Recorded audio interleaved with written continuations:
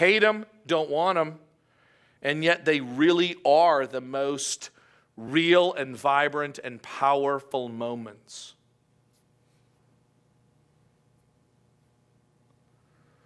And Jesus, in a way, hear me, I don't think he's saying, yeah, be worried. Obviously, he even tells us not to worry. So it's not like Jesus says, be worried all the time. But there is something about in that moment that teaches me a reality that exists all the time, that our lives are fragile. A reality that exists all the time. We are in need of God's spiritual and physical and relational healing. And then there are moments in which all of a sudden we touch, I would even argue, like we touch the most real, which is, I really need him, you know? I really need him. That's why I think I love watching people come to faith in Christ, because it's in those moments that they know they really need him. And then I meet other people who've been Christians for 20, 30 years, and they're just like, oh yeah. Like, I remember when I needed God's grace. Like, I remember when I needed to believe in that, but, you know, I've gone on with life. And what does this parable say? What do these parables seem to be constantly teaching? Like, never stop. Like, persist. Yeah,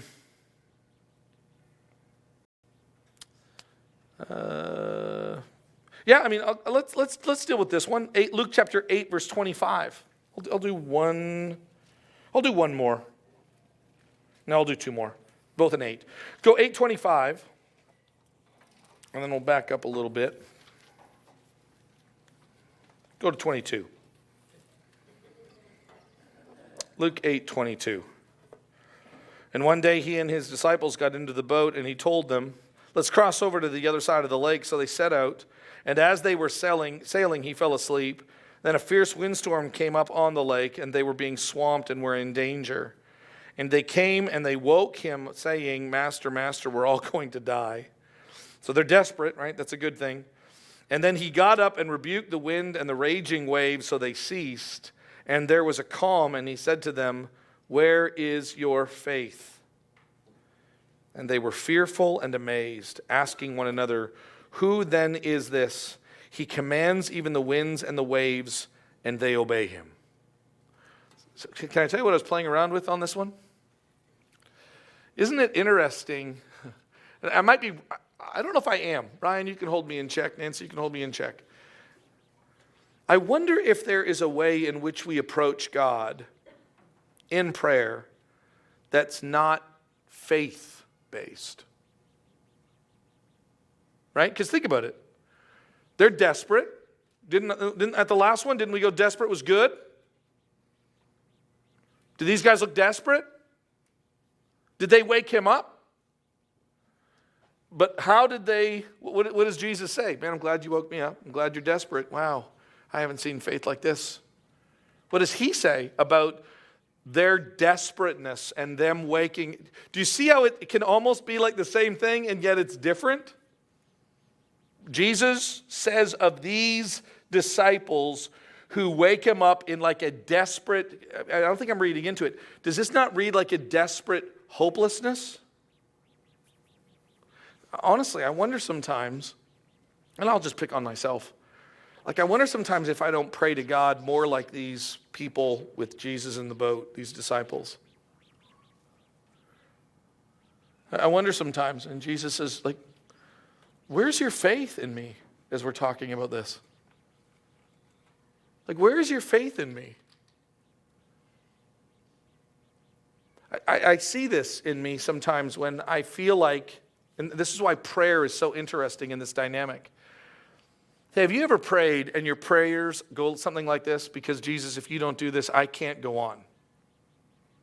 Jesus, if you don't do this, like you don't understand. You really don't understand. Like I hate saying that to you, but I don't think you understand. If you don't fix this, and you don't fix this the way I think you need to fix this, and I'm not trying to be rude, I'm just telling you, I'm just trying to be honest because I really, really know myself, Jesus, and I don't think I can go on unless this happens. And I need you to do this. And I need you to do it now. And I know that sounds bossy and pushy, And I'm not trying to be bossy and pushy because it's Jesus. I just don't think he understands how bad I need this. You ever prayed that prayer? Like I have. I prayed that prayer. Like, you can't let this child die of cancer. Like, you can't let this marriage fail. Like, you can't. That news about the accident, that can't be true. This baby can't have Downs. No, you don't understand. Right? And by the way, I've had a lot of people, and this is what's interesting, they may not say that to God, but I've had a lot of people go, yeah, like, man, I'll tell you, yeah, my friend, he's really mad at God. Isn't that what we're talking about here? Isn't that where that disappointment with God, where does that come from? That comes from right here. Hey, wake up. You don't understand. We can't drown. And Jesus doesn't look and go, that there can be a side of our prayer lives that's not a prayer in faith, but a prayer in desperate hopelessness. Which, by the way, I love the fact, what does Jesus do? Jesus doesn't go, nope, since he didn't ask right, we're all drowning, boys. Like, what does he do? He rescues. This is what I love about him. He chooses in his divine providence to rescue and to rebuke. I just can't tell you the number of times I have to really be careful. I don't know if you do this, like to self-check in your prayers. Man, I don't know if I'm allowed to just say to him, Jesus, you don't get it. So that sounds rude. So I'm not going to say that. So I'm just going to go, you don't. Okay, can I say you don't understand? No, he understands. By the way, I'm almost getting into, any of you like just pray and it's more like a groan? And it doesn't even necessarily have words. It's just like a million thoughts happening at the same time. It's not like a slow trickle. It's like a fire hydrant. Right? Anybody have those kind of prayers? Yeah. I do. And I can't tell you the number of times I've tried to explain to God. And honestly, and I hope you're okay with this, because I think we can't just all be the wonderful people of the Bible. Sometimes we have to be the disciples who in our prayers don't really get who we're talking to. And honestly, maybe I'm the only one in the room, but I've had Jesus, I really do. I really feel like at times Jesus has said to me, wow, why don't you believe more? Well, because, Jesus, I just can't imagine life without my sister. I just can't imagine life without. I can't imagine life through that pain. I just can't imagine. That's all I'm saying. And Jesus says, yeah, I know. And by the way, that is a lack. It's a lack of faith. And so honestly, I think that's why a lot of us don't pray. Is because we don't think it's going to change anything. Like, I don't think it's going to matter. What do these texts say about the idea or the belief that if we don't think it's going to change anything and if we don't think it's going to matter, then what's the point of praying? Maybe you've never said that out loud. I don't know if I've ever said that out loud. But how many of you have, and maybe, I don't know if I've ever really like thought it out that way, but how many of you have just not prayed because you didn't think it was going to change anything? Am I crazy? Is that not a lot of us? Wow, what do these parables say? What do they tell us? Man, all of a sudden these blew me away, Nancy. I was not expecting to get my teeth lovingly straightened. I won't say kicked in. You ever had your teeth straightened? Like, some days it feels good and other days it just really, really hurts. And that's what I felt like in this. I felt like Jesus was going, yeah, Jim, like I know, but let me show you, and let me show you, and let me show you. And let me show you how you approach me, and it looks more like the disciples in the boat. Wow. The last one, still in 8. Let me look at my notes here. Yeah, this is one of my favorite ones. I still remember studying for this years ago when we were going through the Gospel of Luke. So it's the healing of the girl and it's the healing of the woman who comes to him. right? So you get that. One of the reasons why I like this is it kind of rings with our concept of persistence, and it kind of holds to, what we've been learning. So it's an interruption in the narrative. So I'm going to pick it up at 46. 45. Who touched me, Jesus asked. So you guys know the story, right? I don't have to tell it. You know the story. Who touched me, Jesus asked. And when they all denied it, Peter said, Master, the crowds are hemming you in and pressing against you. No, someone did touch me, Jesus said. I know that power has gone out from me. And when the woman saw that she was discovered, she came trembling and fell down before him, which the word there kind of has that concept of worship, which is, I think, also interesting when it comes to prayer and approaching Jesus. Fell down to worship before him in the presence of all the people. She declared, kind of like to speak. Do you get that? I mean, there's worship and proclamation language in this. And I think that's intentional by Luke. Declared the reason she had touched him and how she was instantly healed. And daughter, he said to her, your faith has, and it's an interesting word here, your faith has, what does the text say? Made you well. What does the CSB say? Saved you. Huh. Which, by the way, I'm not trying to argue with either of those. Did I have a marker? I thought I did. Okay. Notice how we describe this. Your faith has healed you. Your faith has saved you. It's the same word. So it's not like, wow, how'd they get that wrong? I don't know if they got it wrong. They're just describing something. So the saving here is not merely, and it's always even, I love the fact that Jesus never lets me just think of it spiritually or just think of it physically. When Jesus is restoring things to himself, he is restoring things to himself. Get up and walk, your sins are forgiven. Let the bleeding stop, your sins are forgiven. You are healed, you are saved, you are rescued, you are being made whole. This is the work of Jesus Christ in the fullness of himself, healing the fullness of our brokenness. And then the question then still comes, which is, will he, when he comes, still find faith on the earth? So the part that I guess that I love about this is kind of, I was going to write at the beginning, I don't know where I want to put it. I don't know if you've ever thought about this. I don't know if I thought about this. Maybe you're probably just way ahead of me. Prayer as faith. How many of you thought that your prayer life was, in fact, like a phenomenal thermometer, kind of just gauging your faith life? Prayer as faith. How my faith and what I believe about God, his character, his nature, his ability, his could and his would and his want. So if you want to know how your faith is doing, where do you go? What does today's lesson kind of teach us? What's a one way for us to know where to go?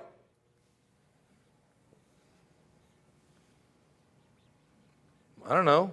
Pam, do you want to let's pray for a while?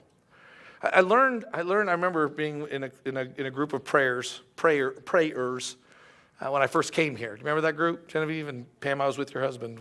Every Tuesday at 7 o'clock, we would gather and we'd pray. I learned so much about people when they pray. And you know what I learned? I learned what they believe about God. And a similar word for belief is what? Faith. You really can. Prayer is an amazing barometer, thermometer, indicator, pointer, evaluator of what's going on. The way in which we approach God tells us what we believe about God. The way in which we approach God tells me what we really believe about God. So Jim, when you're dealing with faith and maybe maturity of faith, the way you want to arrive is, even if you don't save my marriage, even if you don't heal my child, I have faith that you've got this in our eternal future. Sure. So here's what I was going to do, Dan, but we can start with that. I'm going to tell you something, and you tell me what it says to me. Let's pretend these statements I make about myself are true. I want you to think about what it tells you about my faith in God. I really would pray, honestly, for my marriage, Dan, if I knew that God would for sure fix it. But I don't really pray about it. Tell me some things that tells you about me and my faith in God. Like, A, if I thought he would, I would. But since I'm not guaranteed that he would, I'm not going to. What are some things that says about my faith? What was that? It's not desperate. I don't have much. I believe in God's sovereignty. I don't believe God has interest in me. Or even more so, does it not sound like my interest in God is him doing what I want? It's conditional, isn't it? And by the way, how many of you know people, and that maybe sometimes that person's you, who pray like that or think like that? I get this all the time from people. What's the point in praying if you're not going to get what you want? I don't know if any of you else have people that ask you that. I get that people asking me that all the time. What's the point in praying if you don't get what you want? And they're only looking for God for what? For their purpose. For what they want. Not for who he is. Yes. And they're missing the best part. I would even argue this. They're missing the whole part. They're missing you have no idea who God is. Like that all that says to me is that you're in the wrong lane. That's what it says. You're in the wrong lane. You don't get it. I would even say that's like what's interesting is it's that worst kind of non-prayer that's actually even worse than the wake up, we're drowning prayer. Like at least that's something. It's the disconnect. It's the people that have given up on prayer. Or think about this. How many of you think that there are probably people out there in our church that don't pray much? Okay, question. Why wouldn't they pray much? Why? Do you think that's an indicator at all of their faith? How is it not? I want someone to tell me. How is that not a direct indicator of your faith in God? I don't talk to them much. I don't even know what I would say. I hear people say this, and I'm hearing it like at a whole new level right now. I don't even know what I would say to them. Like I get that from people. Like what would you, one of the reasons I don't pray is I don't even know what would I say? Tell me what that says. They don't know them. I don't know. I thought about just either playing off of the prayer as faith or faith as prayer.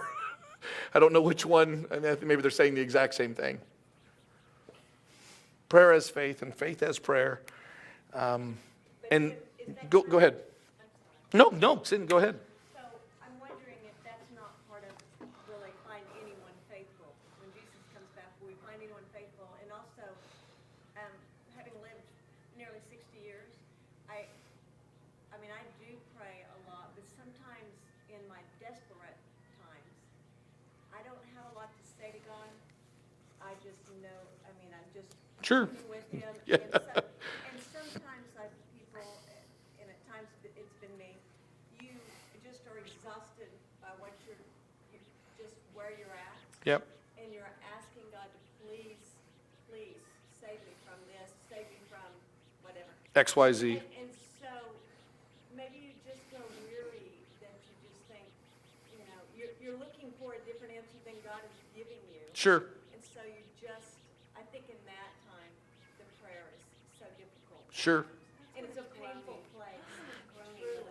But watch, and this was the most difficult thing for me to think through. And I don't think it was the first time I had this thought, but it felt new to me this past week. How many of you pray, and I don't mean that, how many of you pray to the conclusion of something instead of having a vibrant approaching Godness in which this becomes one more thing that I'm going to be persistent with? Do you understand what I'm talking about? I know a lot of people that when they talk about it, they talk about like that the prayer was caused by or was based in some kind of event. Elisha had a blood clot. Well, we better approach God. Not that we usually approach him. I mean, honestly, I don't want to make it sound like we're always approaching him. But now we better approach him. Do you see the difference? And even the concept of, quote unquote, like giving up, so to speak. Like, because the texts keep talking about what? Persist, persist, persist, persist, persist, persist. Yeah, but what if he says no? Actually, for the record, like I wasn't praying for the diagnosis. I wasn't praying for, like I wasn't, like you thought I was just praying that my mother-in-law wouldn't die? Like that's what you thought my prayers were? No, that was part of what I was asking in a much deeper relationship with God. So I'm not just praying that God heal Deanna, God heal Deanna, God heal, that's my mother-in-law's name. God heal mom, God heal mom, God heal mom, God heal mom. Ah, she's dead. Okay, what was the point? Like that's not how, this is what's interesting. It's not how I'm praying. Like my persistence isn't that. Now that is part of my persistence, but my persistence isn't that. Because, and this is what's interesting, the people that pray for literally X instead of praying to God. And that's the question I think these parables are getting at. Are you praying for X or are you praying to God? Now, by the way, every to God has a 4X and a Y and an A and a B and a C and a 1 and a 7. Okay, so I'm not trying to go, so never pray for, only pray to. I'm not saying that. I'm going, I want you to understand, are you praying for or are you praying to? Does that make sense? Because the to, I mean, like she's going to die and we're going to have to come back in a few weeks and have a funeral. And man, we should pray about this. So I honestly, I'm just going to be brutally honest with you. I don't even have the ability to go, in my mind, I've never really had the ability to go, what's the point of praying? Because I always knew the point. And the point is, he is my God, and he is good, and he's got the could and the would and the should and the will and the want. And therefore, I can give him my X and my Y and my A and my 4. But in the end, that's not why I'm doing it.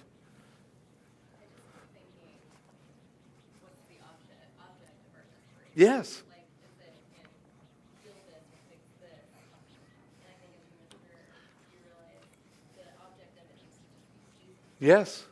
When you're desperate for him, then it will, maybe it doesn't heal whatever, but then you can get through that. Yes. Because you're desperate for Jesus. Yes. You know, it's funny because you put Jesus in certain circumstances. So imagine you're one of the thieves on the cross and we're holding hands and I'm Jesus and you're going, but we're going to die. And Jesus goes, yep, we are. Right? Like it's not the disciples in the boat. It's literally like, you know we're going to die, right, Jesus? Yeah, no, I know. We're totally going to die, by the way. Now, by the way, my death is just going to lead to the life of all humanity, or those who come to faith in me. But you see what I mean? Like it's not very often that you have that encounter, but I've thought about that. Like if on the cross, right? Jesus. One of them, what? One of them didn't want to approach him, did he? Hurling insults at Jesus. The other one, what are you doing? Do you not understand? We deserve it. He doesn't. Isn't that interesting that you have that interplay? And one of them is, what is the point of talking to him? He's not going to help us. What's the point? And the other thief, right, is like, what is wrong with you? Do you not get it? And one found life, but died. And the other one one found life, one found death, life, and the other one found death. Does that make sense? One other question. Mine was, I usually in my prayers with your will. Yeah. Like you say. Yeah. I mean, that is the Lord's Prayer. Yeah. I have learned to say, I want this, to your will. Mm-hmm. Whether if my son's not with me, he's with you. Yep. I have yielded Yep. that during your crisis. And it's given me peace. Yes. And that's the beauty of it. I mean, I keep going back to the line. I'll close with this. My line from Matt Chandler is like my walk with God, my prayer with God, all of those things are not because he makes life better, but that he himself is better than life. Okay, now XYZ, I'm telling you, it takes a mature person to do that. I hope you mature to that level to experience that joy. Love you guys. God bless.